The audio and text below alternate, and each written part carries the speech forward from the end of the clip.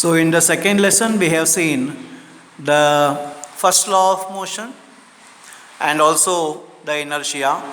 And inertia is the inability of an object to change its state of rest or of uniform motion along a straight line. Okay, now let us what you can say proceed a bit further, okay, from inertia. Now we will see what is meant by momentum. Now momentum, it is the quantity of motion possessed by an object, and momentum is denoted by the letter P. It is measured by the product of mass and velocity. So momentum P is equal to mass into velocity. So P is equal to mv. The SI unit of momentum is kg meters per second. So what is the importance of this momentum is that if you are hit by a bicycle which is moving at a speed of say 5 kilometers per hour, nothing happens to you. But at the same time, if you are hit by a lorry which is moving at the same speed, then you may be killed. The impact by the lorry is more because the mass of the lorry is more. If the mass is more, even at the same speed or velocity, it causes more momentum. More momentum means more impact. As a result, even a slow moving truck or lorry can kill a person, whereas a bicycle cannot, because bicycle mass is very less, so the momentum produced is less. Whereas for the lorry, the mass is very huge. As a result, the momentum produced is also huge. Now we will see second law of motion. Now second law of motion is what it states. The statement of second law of motion is the rate of change of momentum of an object is proportional to the applied unbalanced force in the direction of force. So this is the statement of second law of motion. What does it state?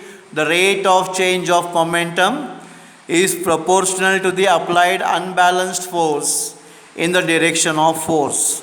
Now we will see its explanation or mathematical formulation of second law of motion. Okay.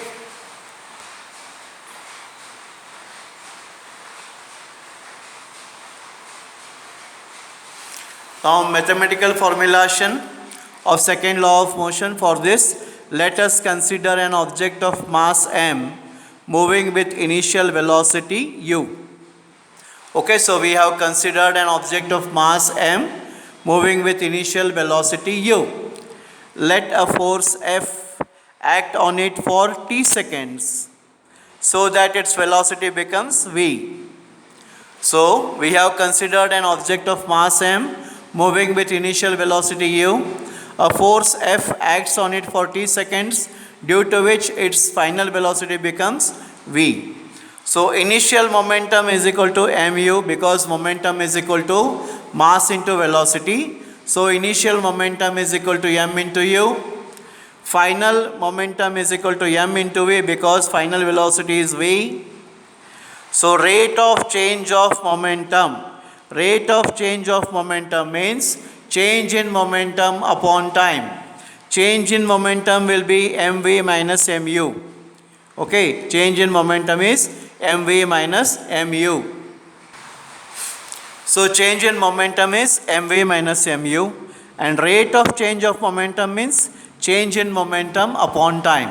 So rate of change of momentum will be mv minus mu upon t. You can take m common here. If you take m common, what remains inside the bracket is v minus u and upon t as it is. But you know, v minus u upon t is rate of change of velocity, which is acceleration. So acceleration is a is equal to v minus u upon t. So here a is equal to v minus u upon t. So in place of v minus u upon t, you can write a. So it becomes rate of change of momentum is equal to ma. But from second law of motion, rate of change of momentum is proportional to the force, unbalanced force. So force is proportional to rate of change of momentum, that is m into a, the same thing. Okay. When you change the proportionality sign by equation sign, we have to write one constant, and that constant is k. So F is equal to k into ma. In SI system, k is equal to 1. So F is equal to what you get? ma. K is 1. So F is equal to ma. F is equal to ma is the equation of second law of motion, or it is the mathematical formulation of second law of motion. So we'll just revise what we did today. So what we saw today was, the first thing what we saw today was momentum. And what is momentum?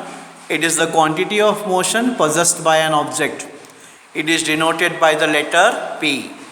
It is measured by the product of mass and velocity. So momentum P is equal to m into v. So momentum, or the quantity of motion, is more if the mass is more and velocity is more. So okay, a slow moving bicycle cannot kill anyone, whereas a slow moving truck can kill anyone, because its mass is more, hence its momentum is more, hence it is going to produce more impact. Then we saw second law of motion. Second law of motion stated that the rate of change of momentum is directly proportional to the applied unbalanced force in the direction of force. To prove this, we considered an object of mass m moving with initial velocity u, which was on which a force, unbalanced force F, acted for t seconds, due to which its velocity became v. So initial momentum was u, mu, final momentum was mv, rate of change of momentum was mv minus mu upon t. You took m common, so m common into bracket v minus u upon t. But v minus u upon t is equal to what? A. So rate of change of momentum became equal to m into a. But by second law, this rate of change of momentum is proportional to the applied unbalanced force. So F proportional ma. So F is equal to k ma, where k is a constant of proportionality, and in SI system k is equal to a1.